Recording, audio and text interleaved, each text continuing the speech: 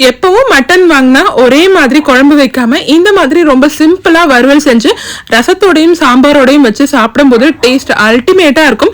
இந்த வறுவல் ரெசிபியை தான் இன்னைக்கு நான் உங்களோட பகிர்ந்திருக்கேன். இதுக்கு 1/2 கிலோ மட்டன் எடுத்திருக்கேன். நல்லா வாஷ் பண்ணிட்டு குக்கர்ல சேர்த்துக்கிட்டேன். இது கூடவே 1/2 டீஸ்பூன் மஞ்சத்தூள், தேவையான அளவுக்கு உப்பு, 1 டேபிள் ஸ்பூன் இஞ்சி பூண்டு விழுது, ஒரு 1.5 கிளாஸ் அளவுக்கு தண்ணி சேர்த்து எல்லாத்தையும் நல்லா மிக்ஸ் பண்ணிட்டு 6 விசில் போல விட்டு எடுத்துக்கிட்டேன். மட்டன் கொஞ்சம் முத்துனதா இருந்ததுன்னா 10 விசில் போல விட்டுக்கோங்க. இந்த வறுவலுக்கு தேவையான மசாலாவை இப்ப வறுத்து எடுத்துக்கலாம். ஒரு பேன்ல 1 டீஸ்பூன் தனியா, 1 டீஸ்பூன் மிளகு, 1/2 டீஸ்பூன் சோம்பு, 1/2 டீஸ்பூன் ஜீரகம், 3 வரமிளகாய், 2 கிராம்பு, 1 இன்ச் பட்டை, கொஞ்சமா அன்னாச்சிப்பூ, ஒரு கொத்து கருவேப்பிலை சேர்த்து எல்லாத்தையும் நல்லா வறுத்துட்டு மிக்சர் ஜார்ல சேர்த்து பொடி செஞ்சு எடுத்துக்கோங்க.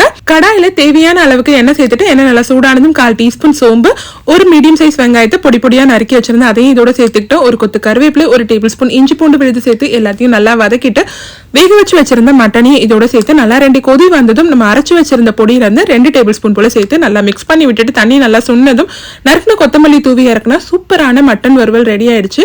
நீங்களும் ட்ரை பண்ணி பாருங்க. டெட்டப்பா பாய்.